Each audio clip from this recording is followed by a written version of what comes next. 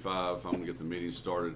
I know there's one member that has a meeting and a deadline, so want to make sure we can get through all the material as we get started. Appreciate your attendance. Can you go through the roll call so we know who's here and who's online?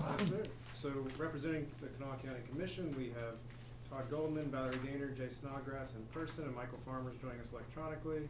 Representing the City of Charleston, we have Mr. Tom Tolliver here in person and Heidi Bonin Adams electronically. Representing Nitro, we have Mayor Casebolt electronically. Representing South Charleston, we have Gene Arthur electronically. And we have Mr. Bob Sussman representing St. Albans in person. And that means we have 5 out of 8 partners and a quorum. Okay, appreciate everybody being here. At the last meeting, we didn't have the April meetings in our packet, so we have April meeting minutes and May meeting minutes that have been sent out in the last week. Both of those need to be approved. I've had a clerical typographical change for Sean. Otherwise, I've looked at them, don't see any issues. Does anybody have any changes or motions? I make a motion to approve April and May. I'll second that. Okay, so there's a motion by Snodgrass and a second to approve the April and the May meeting minutes.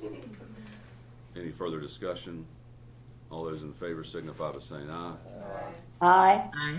Are there any opposed? Motion carries. Next is the annual adoption of the voting rights resolution. Somebody wants to take a stab at explaining the notice? Sure, so this is the procedural event we go through every beginning of the fiscal year where we reallocate votes based off of contributions that each partner has made to KRT. Historically, what happens is we're talking about how much levy contributions happen. The Kanawha County Commission then gets those votes. Travis, do you want to go to the summary of that? Should be on there. This year, the levy produced $9,498,645. You take those, every vote is $500 of a contribution, so you divide by 500. That means the Kanawha County Commission gained 18,997 votes this year for a total of 560,561 votes. And everyone else essentially stayed the same with the remaining 16 votes. So again, it's just a procedural thing we do. We update it every year and we ask the secretary to sign it. So we will get this in front of Ms. Heidi when we can. Any motion to approve or anything? Yes. I'll make a motion to approve. Okay, there's been a motion and a second to approve the voting rights resolution. Any further discussion? All those in favor signify by saying aye. Aye. Aye. Are there any opposed? Motion carries. Next is item number 5, which is the election of officers.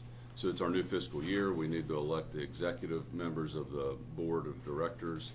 I've been chair or president for, I'm not sure how long. I told you in the past, my time's up. Now it's time for somebody else to take a stab at this. I do have a recommendation. Valerie has been heavily involved in all the committees that have been presented in the past as far as budget, the investment committee, and is a major participant in this board level. It's my recommendation, with hopefully support from the board, that Valerie be made president. That would still leave vice president and Treasurer and secretary. treasurer secretary is a single person. Am I right? We split the They've been split. bylaws, so yeah, split them. Last time, that was the first time in a while it was Yeah, split. exactly. Okay. So that, it's open to discussion. I'm hopeful that the board will select Valerie as president, and we can discuss the other members, or we can vote on them individually, depending upon what the pleasure of the board is. I would like to echo Valerie also. She's done a good job. She's in a few meetings and very knowledgeable, and I would make a recommendation that we bring her on as president. Make if it's a motion, bring in comments. I would put that in motion if she would accept. I appreciate that. Is that something you'd be willing to accept, Valerie? I would, if everybody's okay with that, if everybody's all right. I'm trying to get Bob. And then, he says, no, I also think, I mean, Jay, you've been really active, and Heidi's been pretty active in a lot of our committee meetings.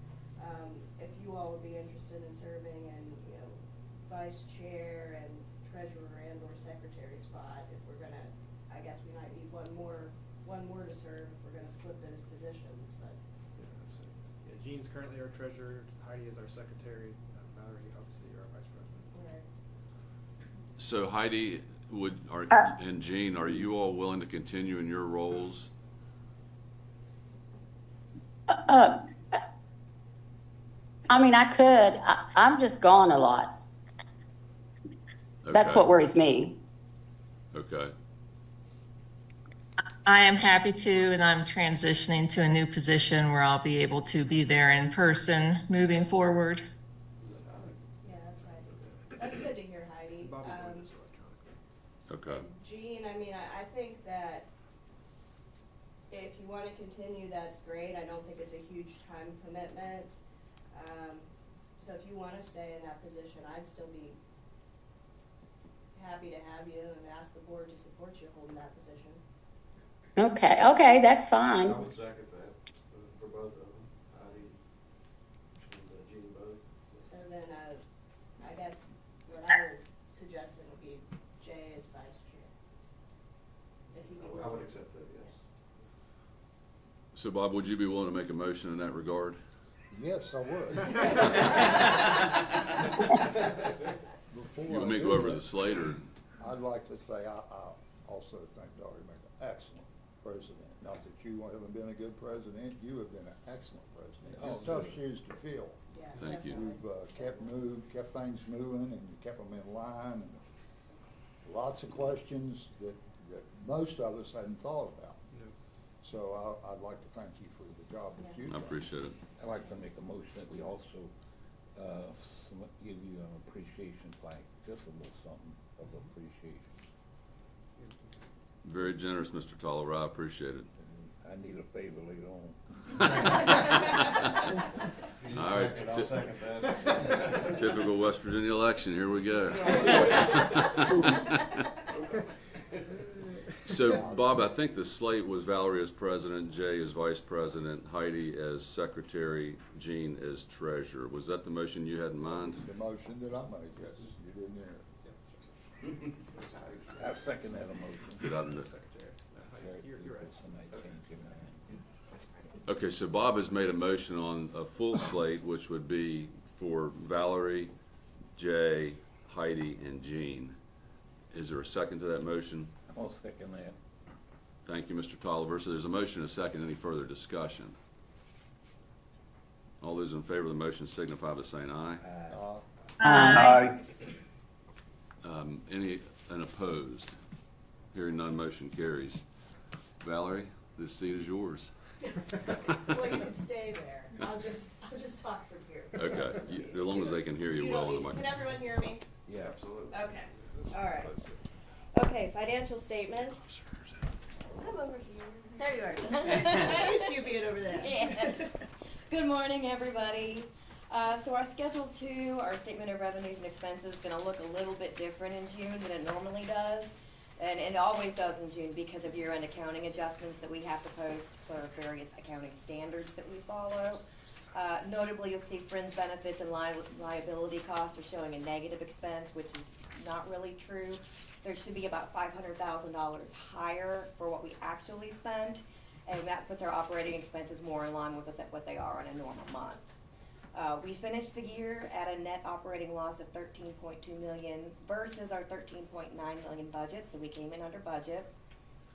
And given the uncertainties we had when we made this projection last year, the abrupt changes, interest rates, market volatilities, we did come really close to the projections we made, so I'm pretty proud of that. For the levy, we received $564,000 for May and June. It brings us to a total of $9.5 million for the year. So we ended up about 7.5% more this year than last year. Our very bottom line net loss, that brings in the assistance we receive in grants and the levy and all of the assistance that we get from other entities. We did fall short of our budget, even with the levy receipts being higher than we expected. But we have to keep in mind that we did not receive the normal federal operating assistance grant of $3.5 million. It's running late. We don't know when we're gonna get it, but it's coming. So it's not as bad as it looks. So that's You haven't got it promising. yet. It's clawed back $9 billion this month. Well, we are hopeful here. Did anybody have any questions? I did on Schedule 1, back all the way at the beginning, short-term investments. negative 3 million, and then for fiscal +25, and then 6 Okay, million. so what that does is that's, if you net those two together, the 3.5 million and the 7 point something million, that is the net of our reserve account. So we show on that balance sheet that we have the reserve account at that 7.5 for what we've allocated, but we've ended up having to use some of it for operating expenses, because again, we haven't gotten that grant. So that shows a lot less. We've got about 4.5 or 5 million in there right now, when we're expecting to have more like 7 or 8, which it will build back up once we Okay. get those Okay. funding. Makes So sense. you'll replenish those funds when Yes. that grant Yes, is received. correct. Of about 7 million, because we'll get this operating grant coming up, and then for the next Yes. fiscal year, we'll get, so we've got the other one right in line with it. Yeah. Well, when will it be received? I'm getting ready to send it in, so. The it's- second one? Yeah. Which would be fiscal '26? Yes. We'll get it soon? Yep. Yes. Yep. Yes. And where does the interest show from those accounts? What is You'll it? see that in Schedule 2. You'll see short-term investment and long-term investment. That's where you see the interest Okay. and the gains on it. Okay. So for the year on the long-term investment, we had 178,600 returns, and the short-term investment 366,000, which Not bad. Off by less than 2,000. Pretty good. Did, is a good guess. Good job. did we get the, pay issue fixed with Truist for? Yes, the yes, checking that is app? implemented. Every week I go in and I upload a file that says this is who we paid, this is how much we paid, and they will not pay anything without matching it to that. I get an alert if it doesn't match that exactly, Perfect. which can be annoying because it's not sometimes exact. Yeah, yeah.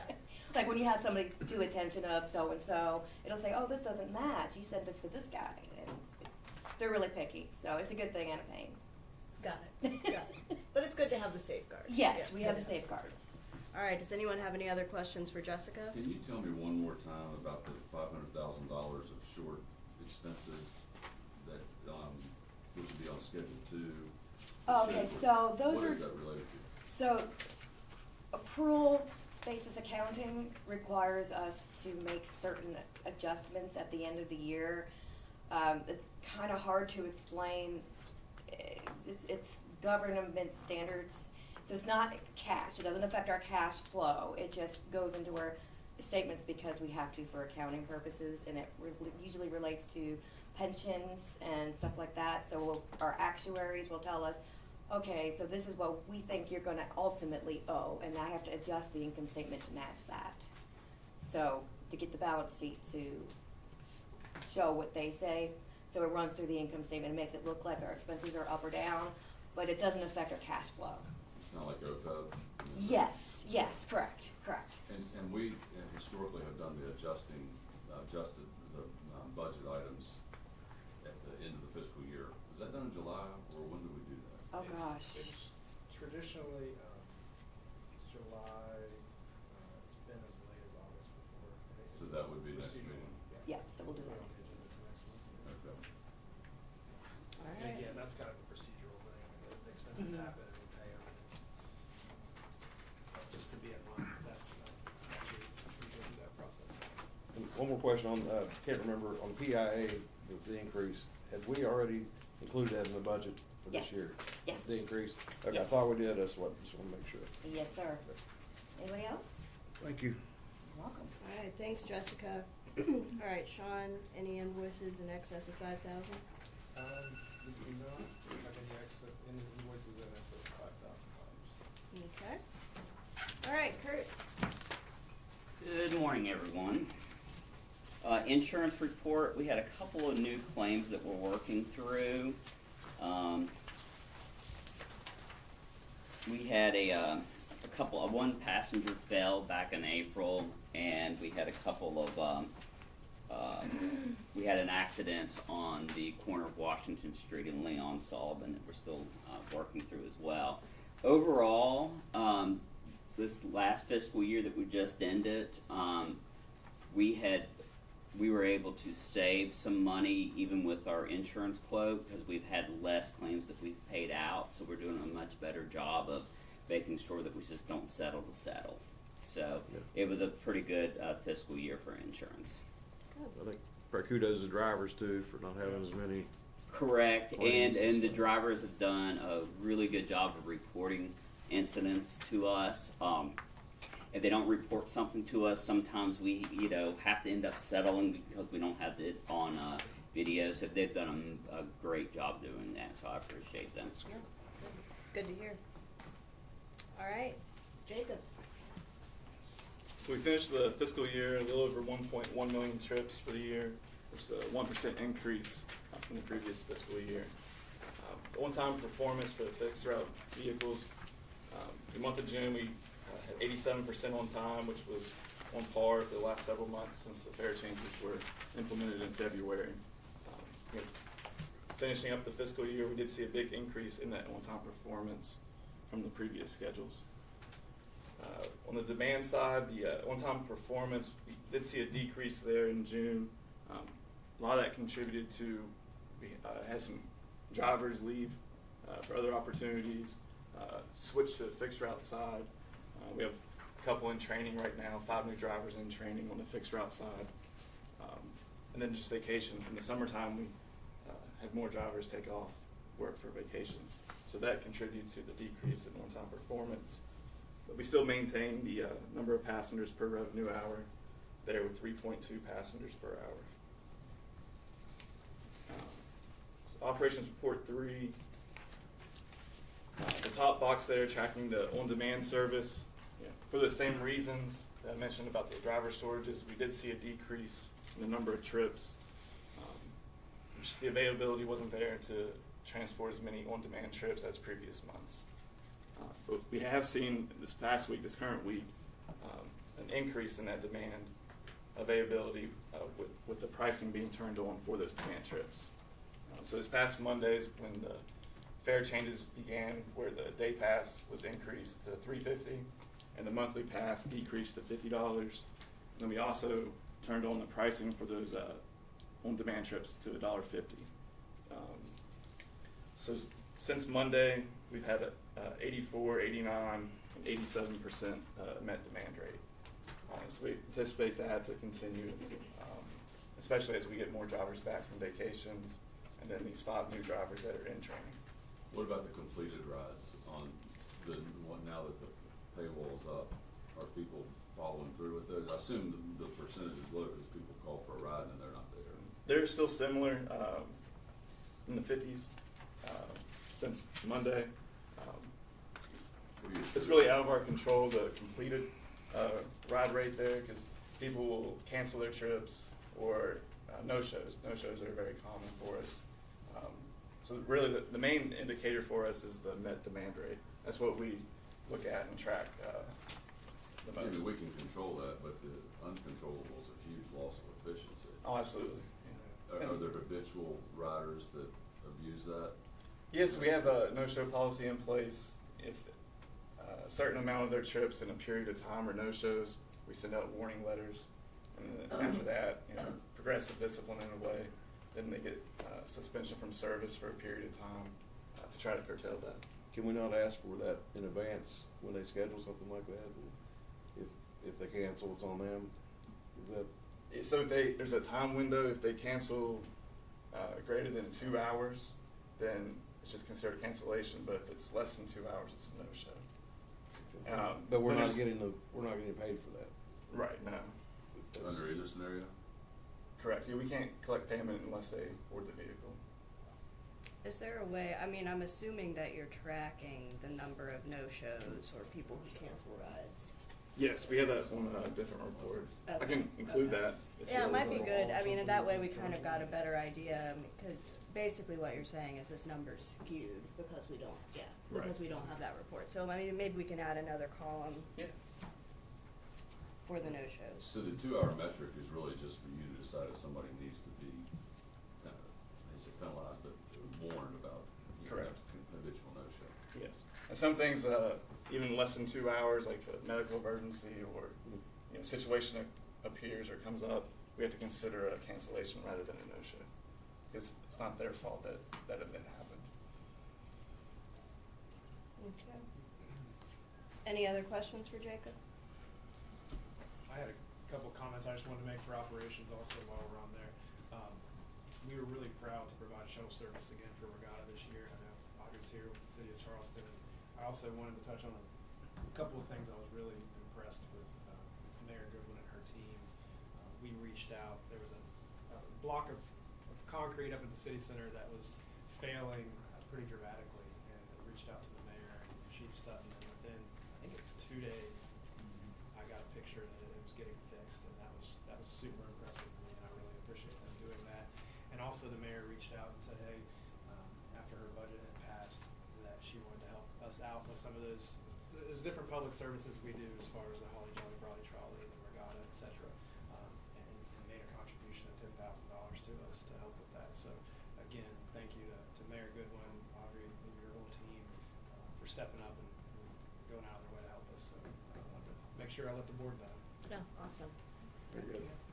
And again, the Regatta, we shuttled about 400 people in those 4 days. Just got the numbers in, so. Very cool. Is there cost per passenger on that? There's not, like, get that to you.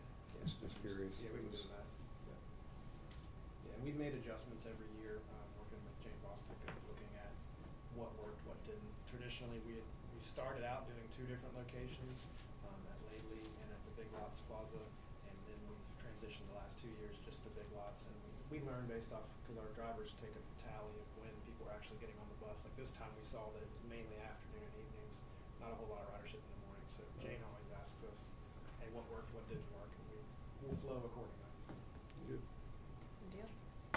Well, maintenance facility update. And Sean, do you want to Sure. start? So I'll jump in just on some of the procedural stuff and then let Travis come in with any other updates. But last week we submitted to FTA our 3rd attempt at a bus maintenance facility grant.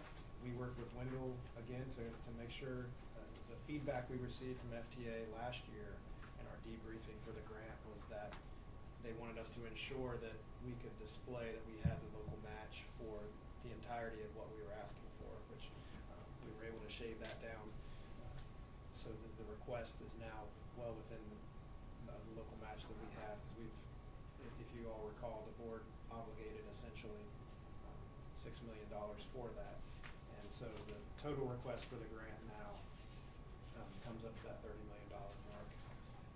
So we submitted that, and we will wait and see. There's a 75-day window on when FTA can make decisions on who gets funding and who doesn't. And then it's, as we've discussed in the past, it's a whole new can of worms if we get the grant. It's one of those, we need it desperately, but if we get it, it's also a new set of challenges of how do we perform and how do we pull that off. It will be a good problem to have, but it will be tough. Travis and Chris's team. But I wanted to let you know we've gone through that process again, and I think our application is stronger this year than it has been in the past. Good. Is this through the earmark, or is this completely No, separate? this is an FTA grant that comes out every year. There is an allocation for bus maintenance facilities and also a low, they call it the low-no grant, but it's a transition to a low emission fleet. Our submission is entirely just the bus maintenance facilities. It's not a low-no grant. And it's, I think their grant's up to, the cap this year is $39 million per. Most of the grant awards are not that large, but we're asking for, again, I think it's $22 million from the feds, with us pulling in 6, and we've already received.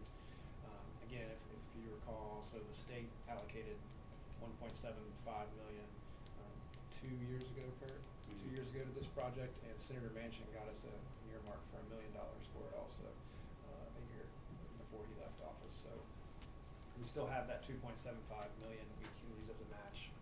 Right. But it's waiting on that $22 million also to pop up. You think we're getting earmarks on this time? We didn't apply for no, not for this time, I don't believe. We haven't. But again, it's one of those, we need this big chunk from the FTA in order to strengthen those potential applications for down the road. Well, I'm glad to hear that that's still in the work. Do you have comments? I see that, I think that you were pretty involved. With the with the grant. Yeah. Yeah. I mean, Sean handled the majority of all the budgetary numbers and all that, but yeah, he and I worked together with that.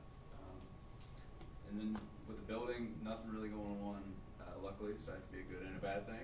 We do have all of our permitting ready to go for maintenance bids, so that's really just waiting on me to get everything ready to go, our street, and then start getting some people, hopefully, in here to bid on it.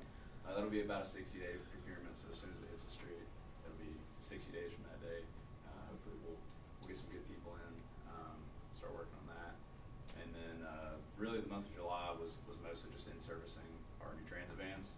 We did get 8. We had 9 or 10 that had to go to Ford, unfortunately, for warranty work once we got them ready to go. But we did get 8 on ready to go on the street. So you'll start seeing more of those vehicles in the coming months. So excited about that. That's really it. All right. Well, I think we're on to new business. And Jessica, I do think we'll need banking resolutions, so how does that work? I will have to get in touch with the, Truist? Yes. Yeah, okay. Yeah, so what happens is behind the scenes, whenever there's a change as far as president or vice president, we go through some steps with Truist to get their signature approved to be on those documents for checks, et cetera. What we would ask of the board, even though you just nominated and approved someone, is to just procedurally go through the process of giving, I guess, Valerie and Jay signature authority, and to allow them to go through and sign this paperwork with the banking resolutions. So if anyone has a I'll make a motion to approve changes to the banking resolution to recognize the new executive members. Is there a second? Second. All right, so there's a motion to approve the new banking resolutions for the new slate of executive members. Is there any other discussion? If not, everyone in favor, please say aye. Aye. Aye. Any opposed? Aye. All right, motion carries. Okay, Sean. Sure, so for this next topic, Travis, can you pull up the public hearing? Right in the middle. Yeah, sorry. Yeah, so as you all know, we had 2 public hearings a few weeks ago at the public library to talk about some proposed service changes. Next slide there. And what these service changes are is looking at 6 of our existing fixed routes and looking at replacing those fixed routes with KRT plus microtransit zones, which would entail adding 3 new KRT plus zones. We currently have the East Charleston, West Charleston, and South Hills zone. We will be adding a Kanawha City, South Charleston, and South Ridge zone. And we'd also be modifying that East Charleston zone a tiny bit. And I'll get into the information on the 6 routes and the differences with the zones. So the 6 routes we're talking about are the Fort Hill, South Park, South Hills, Beach Avenue, Works Avenue, and then I've highlighted specifically Northgate and Hillcrest Drive there. The City Park portion of that fixed route is still anticipated to stay the same. So you'll see here, this is the average daily ridership from 2025. It's not weighted. Oh, get back. Sorry, Travis. I should have weighted it just by ridership, but you can tell obviously that these are some of our smaller routes. These are mainly the hill routes that we use the smaller vehicles on already. Excuse me. That's just something that's been brought up to us during these public hearings is, could you use smaller vehicles on these routes? Well, and we are. And part of that's just the geography of those hills and getting around those corners, et cetera. But if we go to the next slide here, this is looking at ridership from May of 2024 and ridership to 2025. You'll see that those bottom 6 routes that we're talking about making these changes on, there has been a decrease in ridership, and obviously that's partly because of the actions that this board took to decrease the frequency of those routes, basically cut them in half. And what we saw was ridership did drop. At the same time, we did have ridership increase for the KRT Plus route, so it's hard to nail down exactly how many passengers went from fixed route to KRT Plus. But our anticipation of savings for those routes, when we look at the cost per passenger, again, that's what sparred this from the beginning, was these high $51, $53 per passengers, which meant every time someone got on the bus, it cost KRT that much, essentially. And so what we looked at was that with the decrease in ridership, those numbers actually went up on many routes. South Park went down, and Parks Avenue, but mainly they went up. Those 6 routes cost us an estimated $718,000 a year to perform. We'll go to the next route here. So I want to make sure we know what our existing service plan looks like. So those are those 3 KRT plus routes, and you'll see the South Route. You also see the lines there are the fixed routes that we currently have. If you go to the next one, Travis. Let's talk about KRT plus data, and then I'll show you the new maps. The KRT plus data, as we see in Operations Report 3, talks about the last several months. We have seen a real increase. I mean, just think that we started this in October and went from 0 passengers up to almost 4,000. And it's kind of evening out down around 3,000 people per month that are using that service. And again, what I highlight on that far right column is just the completed rides and then the net demand rate. Obviously, our goal is to stay up as high as possible. I'd love it to be 100%. That's not, realistic at times. But to have that average from October to May be 87% is really great as far as the feedback we've received from VIA and from across the industry. So we're happy with that. What that number told us too was that, look, with these 3 existing zones, we were able to complete 9 out of 10 rides. And that was, if you recall, during this pilot project, as Jacob had mentioned, those rides were completely free for KRT Plus riders. So more people were likely to take that service than if they had to pay the $1.50 paywall. So we anticipate that the demand for KRT Plus will go down in those 3 zones a little bit, and that's what we've seen this week, which will then allow our on-demand rate to grow even more. But what it showed us too is that this idea of adding 3 new zones was actually something we could accomplish, because the last thing we want to do is overextend ourselves to an extent that we fail based off of what we can perform. That doesn't help anyone. So if you go to the next slide, you'll see the proposed service map. This adds the South Charleston, South Ridge, and Kanawha City routes, and it also extends the east side of the East Charleston zone to be a little bit bigger, to encompass some of those areas that we saw demand for and had passengers reaching out asking for ridership there. And you'll see that the fixed routes for those 6 routes are no longer on the map.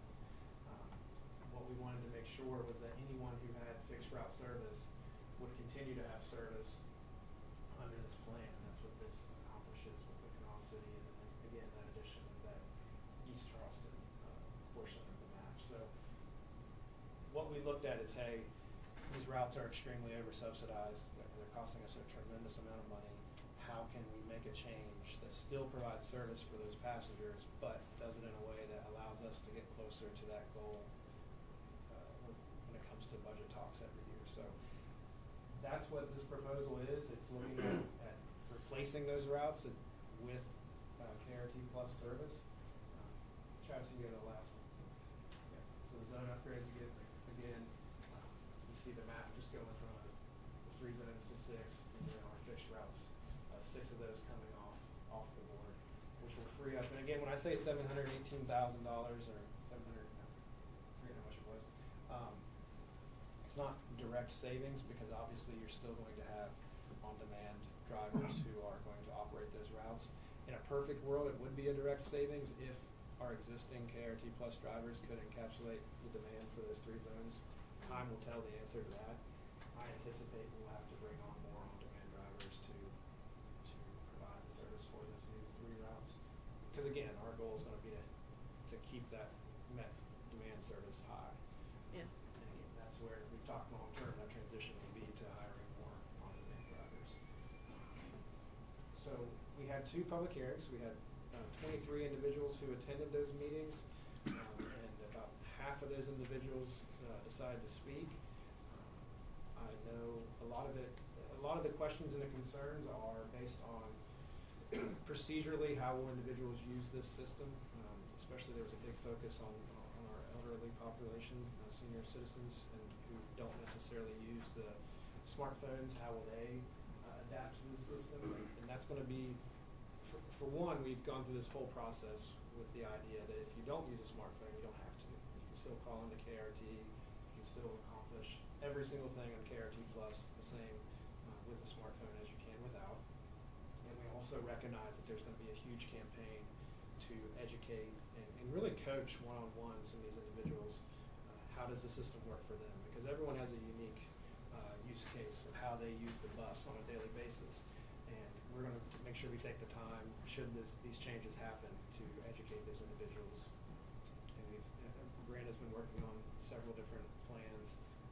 Again, we haven't hit go on any of them because this is all hypothetical to this point. But the notion of being coaching ride-alongs on those 6 routes that are potentially going to transition to KRT Plus, to ask questions of the passengers, hey, do you need any coaching of how this is going to work? A window of time will be necessary for us to feel confident that we've done that job. What we've talked about is that once we know if a change is going to happen, at least 4 weeks of informational marketing for Brandon's team to do to make sure that our passengers are educated. But we're also leaning on, we have to wait to tell VIA, who creates the software on the back end, hey, these are the new zones. And that's about I hate asking Jacob the timeline of that. He's going to tell me. He's going to tell me some season. He won't tell me a week. 6 to 8 weeks. Is that what you said? That's what VIA tells us. The engineers, they need that time to make the changes. Because the appropriate question of the board is to say, okay, well, if this is the change, when would it happen? Well, my answer is we want to make sure that we have 4 weeks after VIA says, hey, it's really going to happen. The last thing I want to do is tell passengers, hey, it's going to happen on September 1st. And come September 1st, those zones don't exist. I don't want to confuse people. Sure. This would also be consistent with the idea that we have a KRT Plus zone in place before the actual fixed routes go away. So for up to 3 to 4 weeks, those 2 would overlap continuously. Makes sense. It gives passengers a chance to learn it without having to learn it. Right. And we feel like that would be the best route to make that transition. So that's kind of where we've been with that. I'm happy to take questions, and I know we've, if the president would like us to have some public comments, I know we've got. Yeah, I mean, I think if it's all right with the board, I know that Betty Rivard is here and that she wants to comment on these proposed changes. We usually hold public comments at the end, but I think it's, because of what she wants to speak about, I think that it's timely to let her go ahead and speak now. So if nobody has any objection, Betty, I'll give you the mic if you want to come over here, and we'll get you 3 minutes of time so the board can Stand or sit? Sit. Okay. all right. Okay, I'm going to read this just to be most efficient. Thanks for meeting with me. This is a complex system, and I'm very impressed with the expertise and openness to others by Sean and the staff and the board. I ride the trolley an average of 1 to 3 times a day, 6 days a week. The pending changes will cost me twice as much and take about 5 to 10 times longer to get from the East End to South Hills Village. Instead of 5 to 10 minute ride, it's going to be up to an hour. Instead of transferring once, I'll have to transfer twice, including staying out in the elements with no bench or shelter. I really think you need to revisit the zones. Right now, they're divided by the Kanawha and Elk Rivers. You need to either allow Plus to cross zones or redo the zones in something like concentric circles out from the transit mall. That's the way most people do business who live in the most densely populated part of Charleston, which is, downtown, West Side, East End, and South Hills. You need to apply reduced fares to Plus, which this does not do. I can ride for 75 cents, this will make it $1.50, and put it all under the $50 a month cap, which this does not do. And you also need to allow longer transfer times, which would be limited to an hour. So if I want to do business, I don't have time to do business at a transfer point. And don't leave after 5 minutes if the bus is late, because I'm going to be stranded out on McCorkle Avenue. sometimes in the dark, with no bench and no shelter. So on the macro level, going beyond me, I think my situation represents what other people would be running into also from the west side where the beach route is. I think there are going to be similar issues.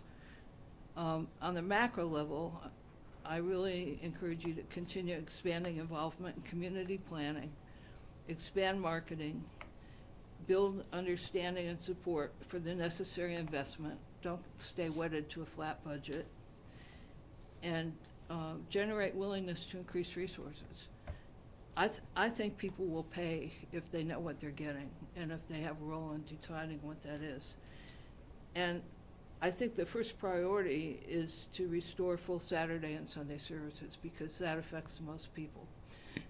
One other thing I'll mention is that you don't really, I have not been able to get answers on the impact of the current changes on the people that lost service. And I think that's really important and it would merit, individual surveys. But thank you so much. Thank you. You for your comments. Thank you. But I want to say one other thing on your insurance report. Not all drivers wait to pull out until everybody's seated, and not all drivers lower the bus, and those create falls. Thank you for So bringing you that need to to our know attention. that. Thank you for bringing that to our attention. Okay, so we've heard from Betty. Thank you again, Betty, for those comments. We have listened to this presentation from Sean on what KRT management is sort of asking the board to consider.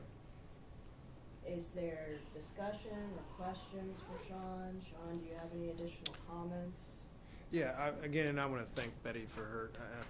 I've thanked her in the past too because an outside perspective of, hey, have you thought about this is really helpful for us moving forward. And I think the nice thing and what we're committed to, at least on the admin side, is looking at, these are changes. These are what we think make the most sense for us. But we're not claiming that we're perfect or that these can't change or we can't adjust or learn or.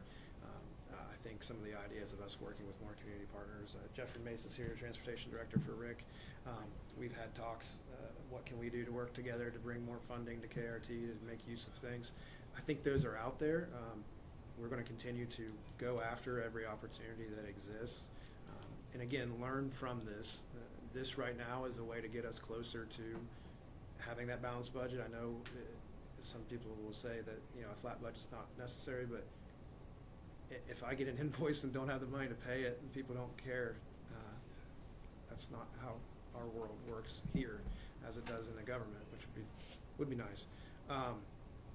So those are things that we've taken into consideration, but again, every time that we get a question or an idea, we definitely log that and keep it in mind, and it helps make this all better. And I think we're going to continue to try to do that as we move forward. Thank you, Sean. I was able to attend the second public hearing, and Brianna, you did a really good job at the hearing explaining the potential changes. And personally, I think it has weighed pretty heavily on all board members' minds. All of these changes that we've considered, and there's been a lot of due diligence from Sean and the KRT team and the board members when we've been going through this process. So I'm in support of these new proposed changes, but of course, we'd like to hear what others have to say. Well, nothing is cast in concrete. You can That's try right. it, and if it doesn't, if there's a better way of doing it, you'll do it. So you'll be constantly looking at it. I'm sure this is correct. I do have one question on demand and the zones. Yes, sir. If I've understood correctly, on demand was just the beginning. As it progressed, you would go outside that zone. Did I misunderstand that? I think what we're looking at is long-term, the idea that these zones can get bigger, the boundaries can change, the discussion of, and it's from individuals from our public hearings, from Betty, from different people have said, hey, is there an ability down the road to transition from one zone to another? I would love that in a perfect world. I think we need to see the data and see the ability for us to do that in a way that financially makes sense. What happens is you make those zones too big, or you allow the travel across those, and it gets extremely complicated and costly to plan the drivers and their vehicles being on one side or the other and anticipate where demand may come from at any moment. But as you see data long term, Jacob and his team can see, where do rides come from? Where do they originate? Where do they end? What time of day does that normally happen? The system will get better and learn every single month, which will then make it easier for us to make those decisions that we can confidently say, hey, this zone can get bigger, or transition points, which is what we talked about, where one vehicle may come and then the person hops onto the other. Could be possible in the future. I hope so. I really do. Our goal all along has been, how do we make this as easy on our passengers as possible? Again, I'm proud of a proposal that still allows everyone who has service today to still have service. Not pretending that it's the least complicated way to do it, but it's still service. And I think as we continue to go, you're exactly right. We're going to learn and see how we can make it better. I have one question, on the cap, we have $50 on the other side. Yeah. What would that do to us to put a cap on this? Maybe just a little bit larger, or? Yeah, so the service hours cost of doing KRT Plus versus doing fixed route is, what's the difference, Jacob? So demand is about 140 an hour, and the fixed route is around 120, 130 an hour. Yeah, so it's more costly. It's a premium service, essentially. That's why, like, FTA allows us to charge 2 times for paratransit service versus fixed route service, because it is understood that those smaller routes are more expensive, because your trips are much longer and they're not obviously Right. fixed route.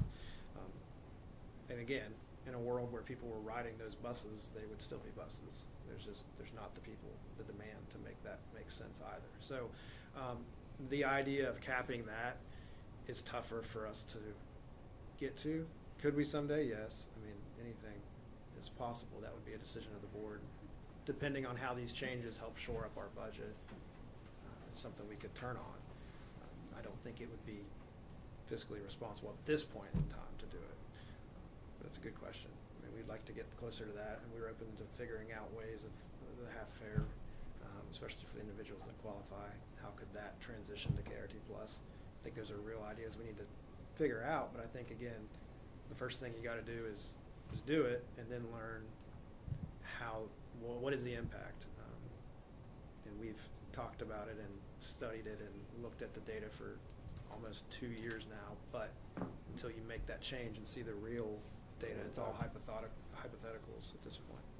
And we're tracking the data. I mean, we're getting this new operations report that Jacob's been putting together for the last few months that shows, how on demand is working, and we're going to keep viewing the data. So to Bob's point, to Sean's point, I mean, I think that this is a continually evolving, analysis of what works and what doesn't.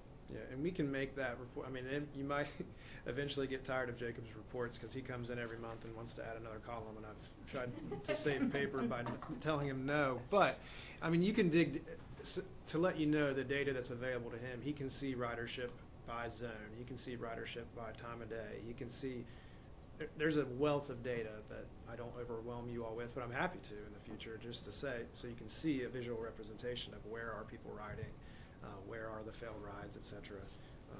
Because I think that's important for us moving forward. But I just want you to know the data is there, and it is something he takes into account. There's 2 things that I heard Ms. Brevard say that I've struggled with from the onset. One is, we have mainline routes that still go through zones 1 and 2, or whatever they are called on the north side of the river. Yeah. But South Hills now is a business district that has nothing. And I can get from the city center to the business district in South Hills just as fast as I could from the back side of South Hills at Stonehenge to the business district. So I still don't quite understand why we can't encompass something so that the city center is a transfer point for exceptions like that don't fit within what we have left as far as mainline service. And I brought this up before, Betty, and I've been told about the complications of crossing zones and costs, but I just wanna voice it again, because I still struggle with why it is that we can't have one of these small vehicles that's driving a mile and a half away and it becomes a cost issue.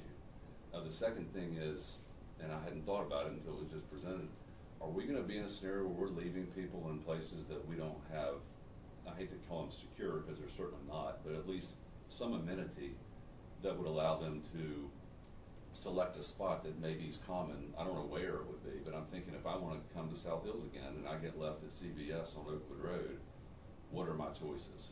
And are we gonna, or is it gonna turn into like a mini flag stop at a place on the side of the road that doesn't even have a sidewalk? Or McCorkle. Or McCorkle if you're on the main line there. Terrifies me. It just Yeah. So do we need to look at our resources that are available for whatever we are finding to be common drop-off and pickup places where we don't have those resources right now? Sure. Well, so for that question, I mean, all the stops that are in the, that are potential drop-offs for KRT Plus, and Jacob can stop me if it's not true, are bus stops that have already been, that our fixed route passengers stop at on a daily basis. But I agree with you. But the once I'm idea- in the zone, I can get picked up anywhere, so I don't have to be at a bus stop. Well, it makes If you. you're transferring from Yeah. a fixed route to You the then KRT do have to Plus, be at a it does designated stop. stop. Yeah. And like CVS, there is a shelter just down the street from there, which would be the ideal location. But to your point, I think that is a project for us, you know, the short term, long term is to look at our facilities, So you can- amenities, and maybe put more shelters throughout the service area, Well, especially Once as you we find out where expand. people are gonna make these transfers between Right. zones, but I still don't see how a mile from city center to South Hills blows up the whole system. So working with Kimley Horner and the COA, you know, having that zone go into downtown would increase the demand of trips. We would need to bring more drivers on, like Sean mentioned. So doing so would just increase our Yeah, costs. That's Kinley what- Horn doesn't live here, they don't see No. how we transfer around, and the fact that the river is a natural geographic barrier that we don't even respect. We've got a bridge right there. Mhm. I don't, I think it warrants more yeah, investigation. it does, and I don't pretend, as we've started this system and had this goal of, hey, microtransit's gonna make it so you can go from here to there, and there are some realities that we have to take into account of how much do some of those different decisions make, how much does that actually cost us? And this system is aimed at, looking at those fixed routes that don't operate as well as far as cost per passenger. It's also aimed at getting people to the fixed routes so that they can still take those, which obviously are cheaper for us to operate. I'm not pretending that it is the most, that's the easiest route to take for passengers. I think there is some complications, and there's some things when you look on the map and you're like, why can't I just do this? Like, it doesn't make sense. But when you're planning and when you're scheduling drivers, et cetera, you know, the goal isn't, and it sounds, the goal is to make sure that those people who have service today still have service tomorrow. And when we talked about, hey, how much marketing have we done for KRT Plus, it's not that you necessarily want tons of people to ride KRT Plus. It costs more to operate it than it does the fixed route. We want to make sure we still have the opportunity for those people to get there. But I'm not pretending that if the demand tripled or quadrupled for KRT Plus, that would be a good thing financially for KRT. It's not. We would have hire more drivers, and that's the labor is the cost savings that we're looking at. So I mean, yes, there are things that we need to look at, and why can't you do them? If Jacob had a tally of how many times I've almost thrown something because he's told me we can't do this or that, like it's been frustrating. But I think the public comments expose that East End and West Side are treated disproportionately to South Hills in this scenario. That's the whole. Because there's not as many fixed routes that will be going through. Right, there's not. Yeah. I mean, other than Oak Quarter G. Yeah. Yeah. That's Well, what. and you also have the south side route that touches the South Hill zone, allows transfers there at UC, the Verizon building. It's also, and this is tough because every single story that's told and every single use case is valid and real and a challenge for the individuals who ride these routes. But what we're trying to do in the best way possible is mass transit. And so I gotta look at that list that shows 85% of the people now have increased service and say, I agree and I understand that this is more challenging for people who are on one of those 6 routes. I can see that entirely, and I'm sensitive to that. But I also, we have to make decisions that are for mass transit for and you hate to say just the greater good, but I can look at this map and say you still have service of some type. I don't think it's perfect. I think we still have a long way to go. I think those different ideas are things to look at. I would love that everybody at the city center could get to the different zones. In my head originally, I thought we would be able to travel from A to B just like Uber, but when you're doing it at a subsidized rate of $1.50, it's not realistic that you could go from cross lanes to the airport, for $1.50. Like, we can't do that without bankrupting KRT more. I mean, but you're right. I mean, are there ideas and ways we could do it better? Yeah, because I'm frustrated with that also. I think to some degree, we still don't have a good idea about how the zones are going to work with, with the fares now. I mean, that's just brand new. Yeah. So the idea that we have a good handle on the usage, I think I don't think we're there yet. I don't think we're there yet.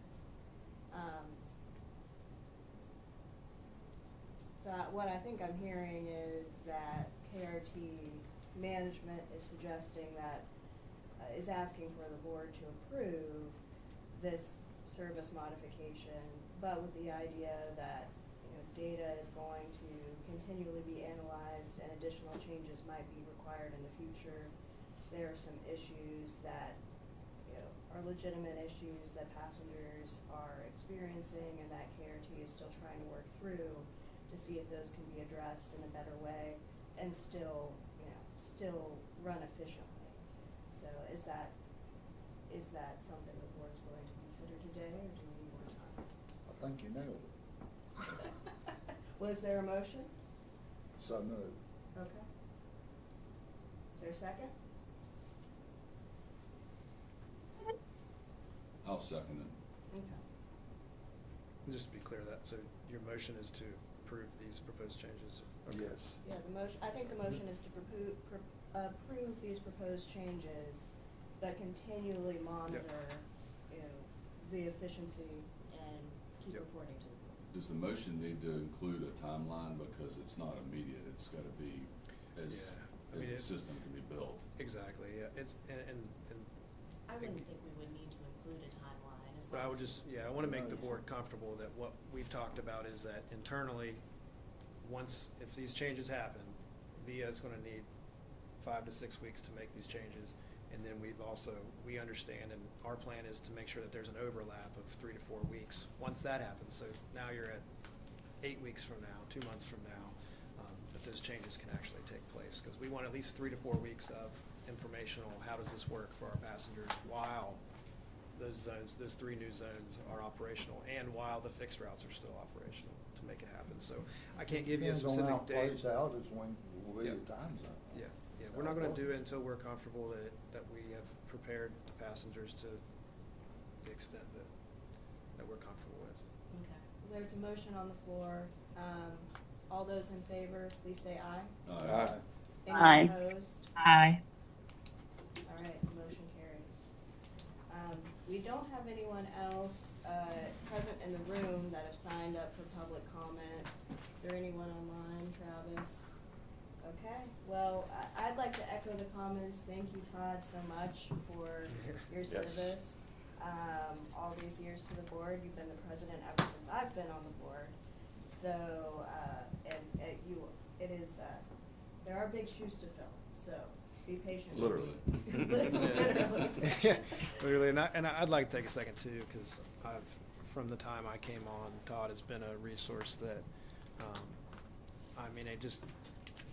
the input, the time, and the effort that he's put into this with literally zero. I mean, you don't get compensated for doing this, really. I mean, I guess you show up to the meetings, but I don't think he's doing it for that. But I've appreciated the advice, and there have been so many times where I've leaned on him for, hey, what do you think? And and he always keeps me on my toes. I mean, he'll find something wrong in the minutes or ask a question that we just never thought of, and that's so valuable to us because it keeps us moving in the right direction. So I look forward to working with Valerie. She's done a great job of stepping in when Todd can't make it, and she stepped up on all those different committees. So I know as a staff we're excited to have her leading, and Jay has done the same. Jay's been there all along the way. So again, I'm just thankful for the board in general. You guys make doing this job much more enjoyable than it might be. But yeah, thank you. You're welcome, thank you.